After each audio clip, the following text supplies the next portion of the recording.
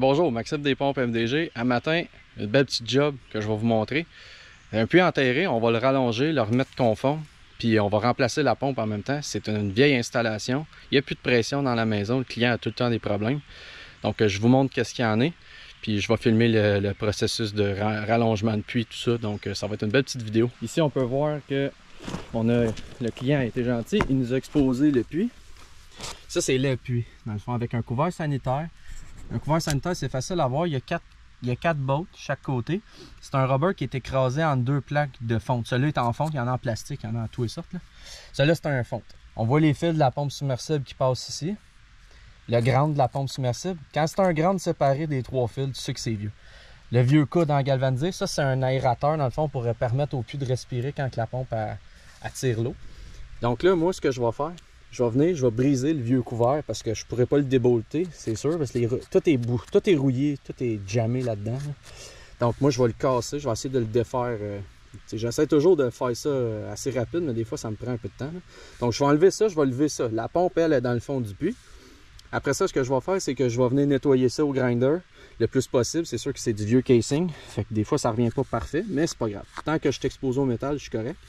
Après ça, je vais venir installer une bague d'acier, la souder avec ma soudeuse à l'arc. Ensuite de ça, je prends un nouveau casing, je l'installe, je le mets de niveau, je soude sur la bague que je viens d'installer, je perce pour mettre un adapteur à coulisseau ou un pitless. Après ça, on va sortir je vais sortir la pompe avant, bien entendu, mais c'est sûr, après ça, je remets une nouvelle pompe. Fait que vous allez tous voir ça. Donc, ça va être une belle job. Moi, en tout cas, j'aime bien ça, faire ces affaires-là. Puis aussi, on va remplacer tout le tuyau et le fil jusqu'à l'intérieur de la maison.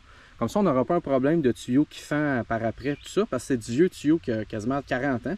Il est sec, il peut fendre, donc on ne prend pas de chance. On va creuser, on va le remplacer jusqu'à l'intérieur. Comme ça, on va s'assurer que notre client, il n'y a pas de problème. Donc, si vous écoutez jusqu'à la fin, merci. Puis, n'oubliez pas de vous abonner, ça nous aide toujours. Laissez un commentaire.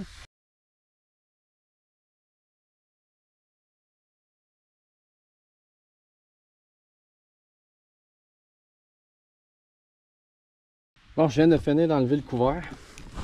Comme on peut voir, il a cassé un peu en morceaux. Il était très vieux. Il était très collé aussi. Là, ce que je vais faire, je vais sortir la pompe. D'après moi, on a un problème, c'est sûr, avec cette pompe-là. Il n'y avait plus de pression. Ça tenait 10 PSI dans la maison. Puis la pompe tournait sans arrêt. Ça fait comme un mois que ça fait ça. Là, dans le fond, quand je vais sortir ça, d'après moi, c'est une vieille pompe. Fait que ça doit tout être pourri. Donc, je vais la sortir. Puis je vous montre qu'est-ce qu'elle a l'air après.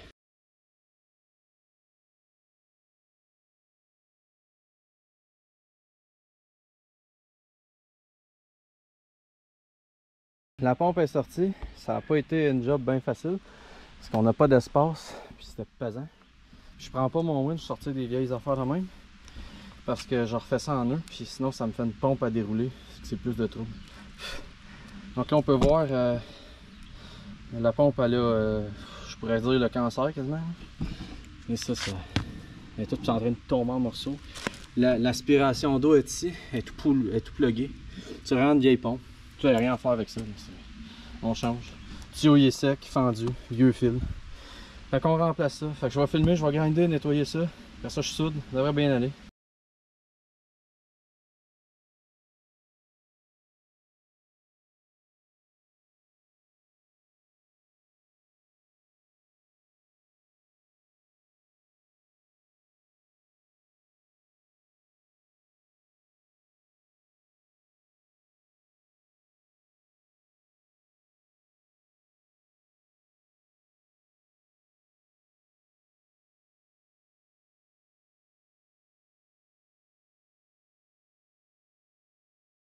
Donc on peut voir, j'ai soudé le casing ici.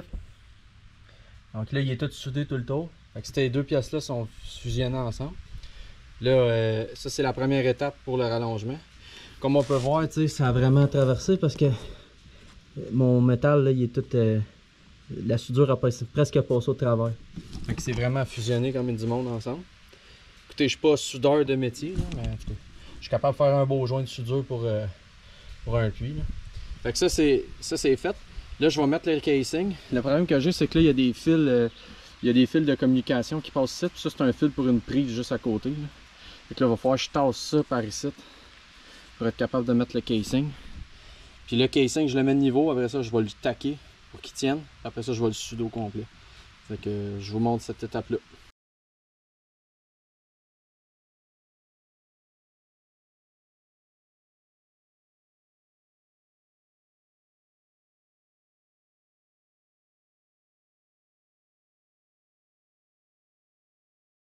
Et voilà, c'est fini de souder. Donc vous pouvez voir la soudure ici, la bague. Là je vais installer le coulisseau ou le pitless, communément appelé le pitless. C'est comme un adapteur qui permet de sortir la pompe sans avoir à creuser. Là je vais juste remettre de la terre un petit peu au niveau de la bague ici. Parce que là, il y a comme un vallon, là, on veut pas ça. Mais je vais juste mettre ça de niveau avec la tranchée puis le tuyau. Ce tuyau-là, je l'enlève, j'en mets un nouveau. Là. Fait que je vais faire ça, puis vous allez voir un adapteur à coulisseau, un pitless. Donc j'installe ça.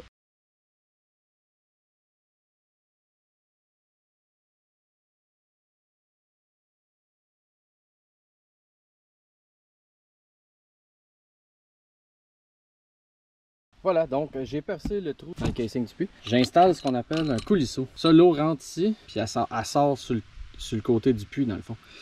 Puis ça, c'est vissé, c'est scellé, fait que ça permet de sortir la pompe. On visse une barre spéciale ici, puis là tu tires, puis ça se défaite dans le puits, puis là tu peux sortir ta pompe, puis après ça tu le réaccroches. Fait que c'est ça qui fait que tu peux sortir une pompe dans un puits artésien. Ça s'appelle un adapteur à coulisseau. Puis ici on vient visser à l'extérieur un adapteur mort, puis le tuyau vient se connecter là-dessus avec deux belles clips. Tout ça c'est en stainless, tout en vente sur notre site si jamais vous voulez acheter ça.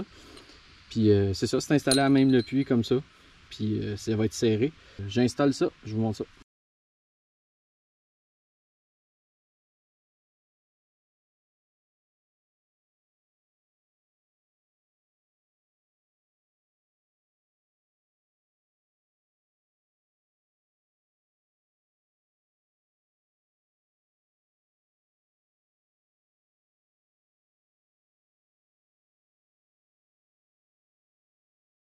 Donc le pitless est installé.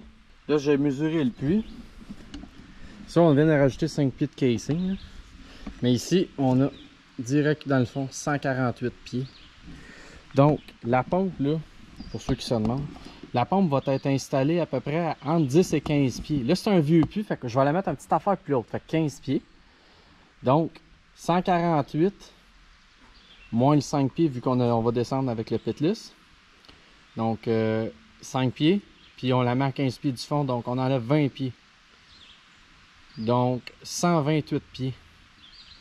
À cette profondeur-là, je vais installer une pompe d'un demi HP, 7 gallons à minute. Donc c'est ça que je vais installer ici, dans le puits, avec un tuyau neuf, fil neuf, pompe neuve. Donc je vais filmer l'installation de la pompe. Puis tout, ça va être carrément comme si le puits était neuf. On est rendu à faire la nouvelle pompe. Donc, ça va être un petit peu long ce bout-là, je pense. Mais bon, donc ça va peut-être les intéresser de voir comment je fais la pompe. Fait que c'est simple. Quand tu fais une pompe, là, ça te prend un paquet d'affaires. On va regarder ça ensemble, qu'est-ce que ça prend. Je vais mettre des liens sur chaque pièce que j'installe. Sur chaque pièce que je vais mettre un lien. Donc, ici, on a une trousse de joints pour les fils électriques. Ça fait des joints qui sont capables d'aller dans l'eau puis qui protègent le fil. Ça en prend deux, un pour la pompe, un pour en haut du puits. Prend des collets de serrage, ça en prend deux par connexion. Donc 4 dans le puits, 2 dans la terre. Là, c'est parce que j'installe un pitless. Normalement, si vous faites juste la pompe, ça vous prend un adapteur d'1 pouce et quart ici par 1 pouce insert qui va sur le tuyau bleu. Ça prend du tape comme ça ici. Puis un ballon d'arrêt comme ça, un torque arrestor. Puis là, en ce moment, on installe une pompe Flint & Wallen, 7 gallons minute, une demi HP. Donc je vais la déballer, je vais installer les raccords dessus. Vous allez voir ça.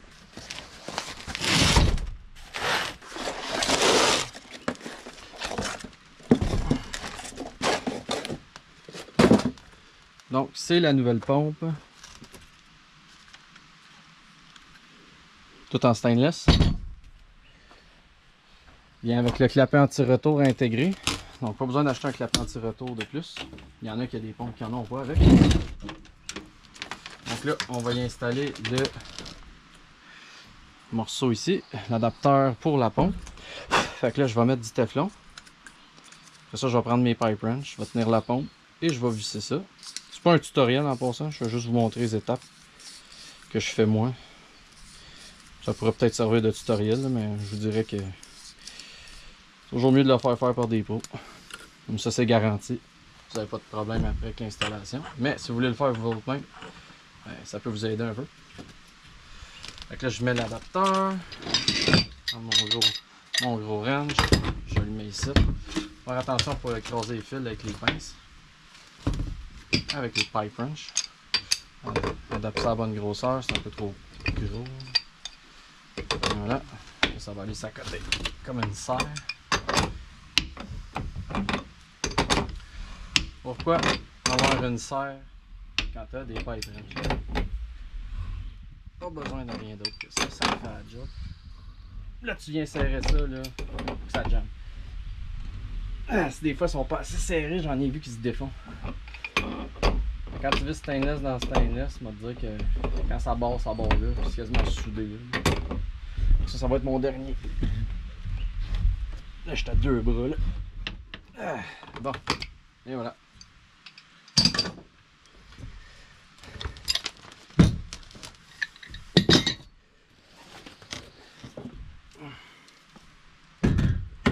Là, je vais dérouler du nouveau tuyau qui est ici sur mon winch, juste là en haut. Je vais le dérouler, je vais venir le connecter sur la pompe. Il y a des mesures sur ce tuyau là, fait que ça me permet de savoir combien. Comme là, il faut que je mette 128 pieds. J'ai des mesures, j'ai déjà calculé ce que ça me prend.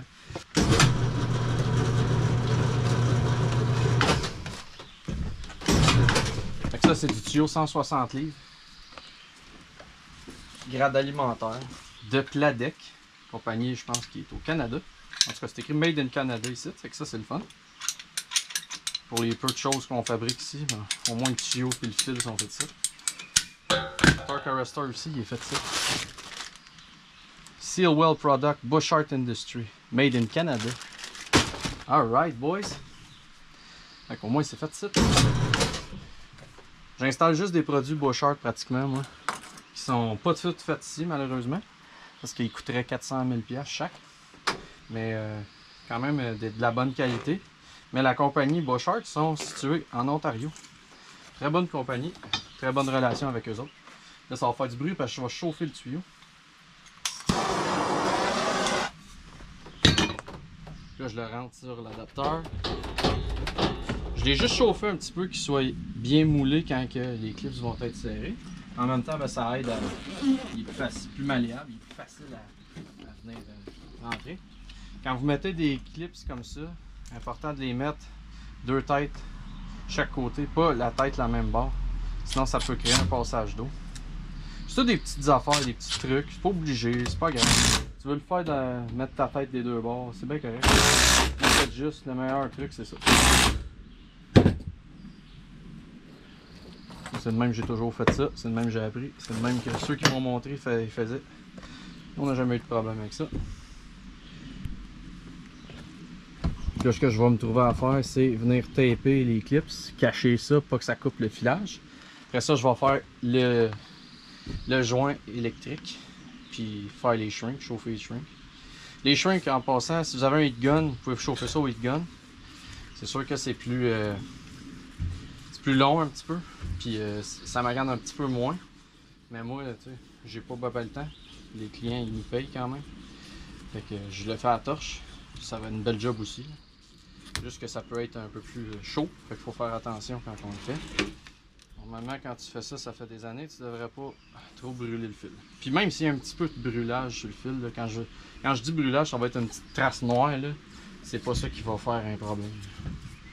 Des pompes qui étaient installées 30 ans avant, puis le fil était brûlé pas mal, puis écoute, ça n'a jamais lâché. C'est sûr, si tu le calcines, puis là, tu vois le conducteur, t'as peut-être trop chauffé. Là. Mais sinon,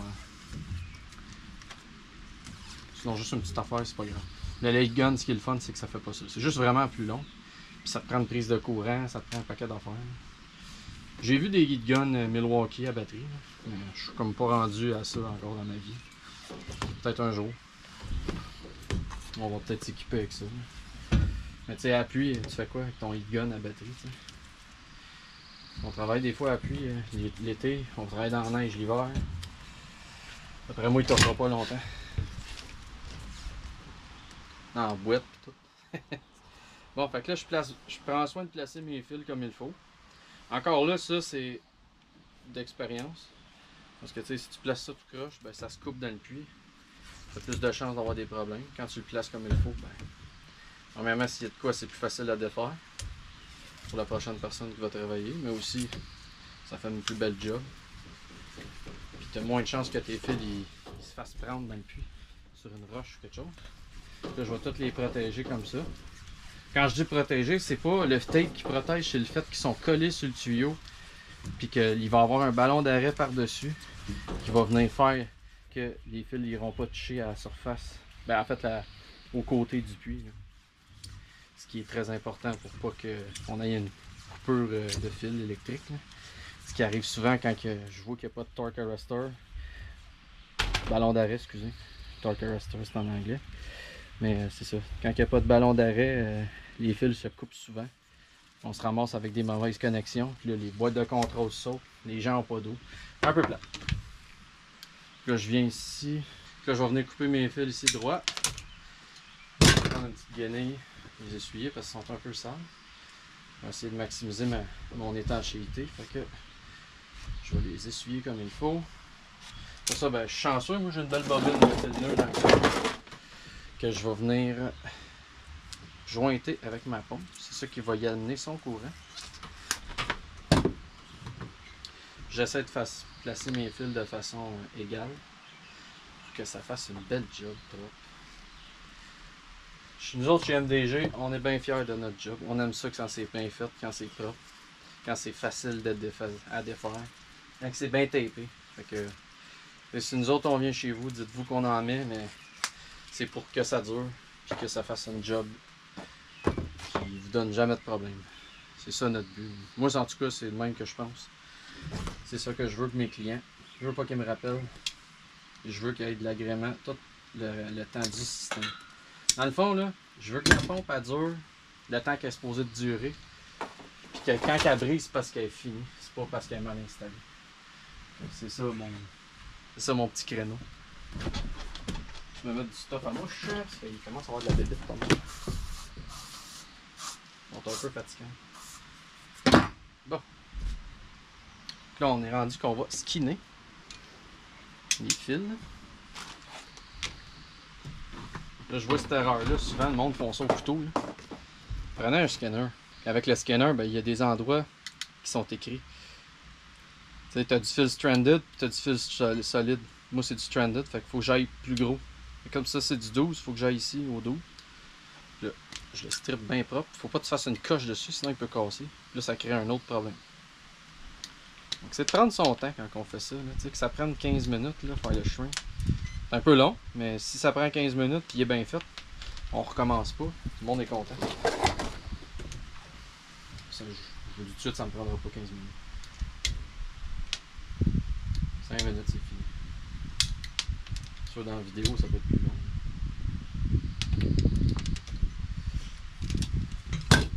C'est ça, des vidéos de même, je sais que c'est long des fois.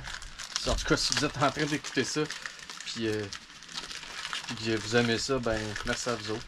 Sérieusement, c'est rare le monde qui vont écouter au complet. D'habitude, après 4-5 minutes, le monde s'attend. Puis j'ai compris, parce que c'est vrai que c'est long à regarder des fois. Mais moi, je fais pas ça pour que le monde en regarde pendant 4 heures. C'est pas un film que je fais, c'est vraiment éducatif. C'est selon, si toi t'as un intérêt à ça, ben tu vas l'écouter mon vidéo, tu vas être bien content de l'écouter. Sinon, ben, écoute-les pas. Fait que là, c'est ça, je viens de déballer les fils. Ça prend des pinces spéciales, un stack-on qu'ils appellent. Là. Ils ont comme une petite indentation avec un pic. C'est ça que tu prends pour écraser. Prenez pas d'autres choses. Les autres affaires, ça marche pas super bien. Toutes les marques en font pratiquement. Milwaukee, Snap-on, whatever. Là, toutes les marques. Ils ont toutes des pinces à connecteur stack-on.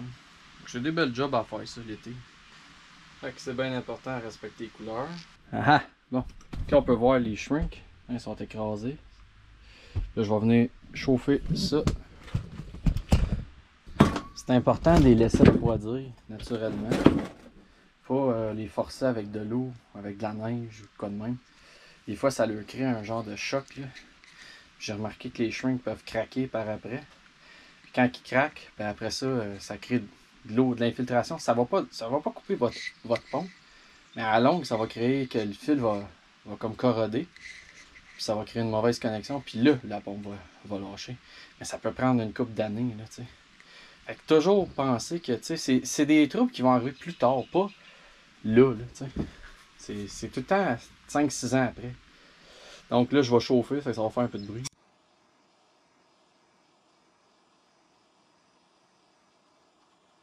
Que je chauffe du centre à aller vers l'extérieur, comme ça je sors l'air.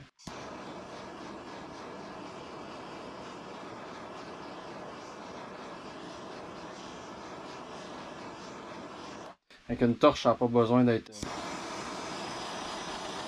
trop proche la pompe ni longtemps. C'est même mieux quand tu passes vite.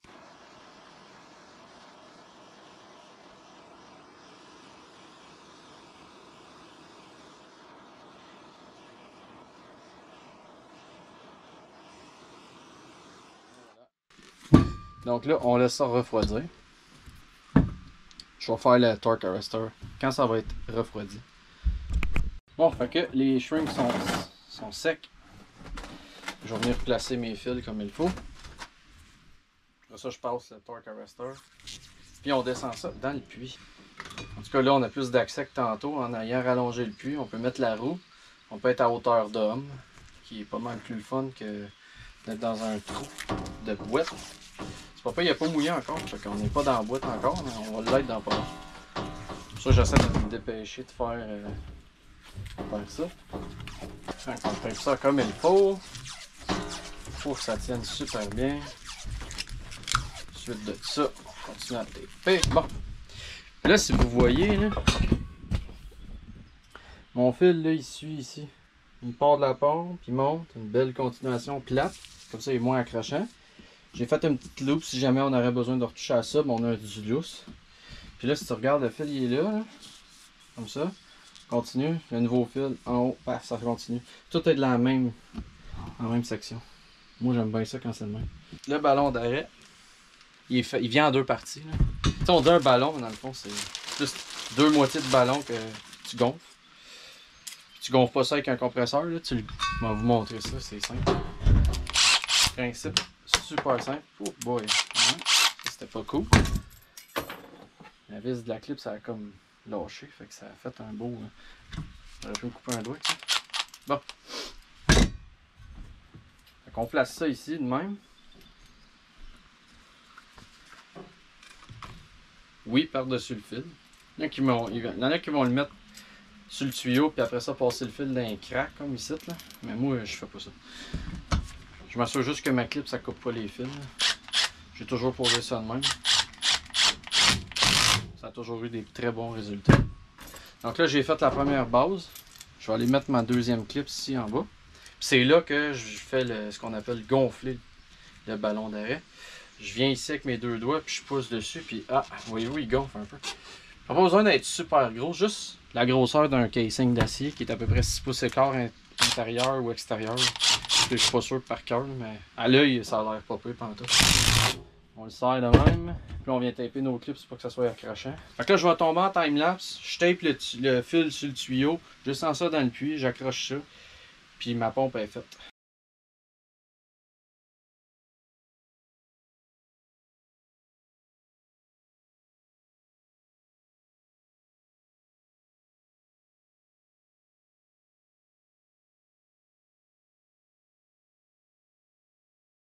La pompe est installée, donc il reste juste le couvert à installer. Je vais installer ça. Puis ensuite, il reste la tranchée à faire. Donc je fais ça en time-lapse, puis on continue. On a quasiment terminé.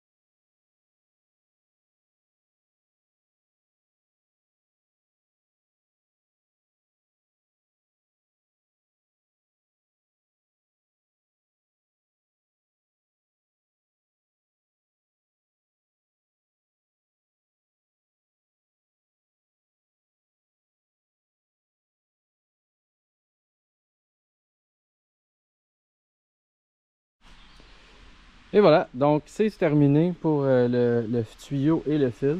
Comme vous voyez, j'ai mis de l'isolant sur le tuyau. J'ai mis le fil dans une gaine pour le protéger. J'ai mis de l'uréthane pour boucher le trou. Puis le monsieur va mettre du ciment à l'intérieur. Donc ça, c'est la tranchée, le pitless est connecté. Tout ce qu'il me reste à faire, c'est jointer ces fils-là ensemble avec un kit de shrink, fermer le couvert, puis la job est terminée. Donc c'est comme ça qu'on rallonge un puits de la bonne façon, puis d'une façon qui va durer longtemps. Puis un coup que ça va être refermé, il va juste avoir le couvert, puis à peu près un 12 pouces de tuyau précis là, qui va dépasser de terre. C'est tout. Donc ça va être facile de sortir la pompe, ça va être facile de désinfecter le puits, avoir accès aux équipements, tout ça. Donc c'est comme ça qu'on rallonge le puits. Il faut toujours que ça soit soudé et non rallongé avec une bague de rubber comme j'ai déjà vu souvent, puis du plastique. Donc voici comment rallonger un puits. Si jamais vous voulez la même chose, pompe MDG, Maxime 450-275-1304, ça va me faire plaisir de vous répondre et de vous aider. Merci.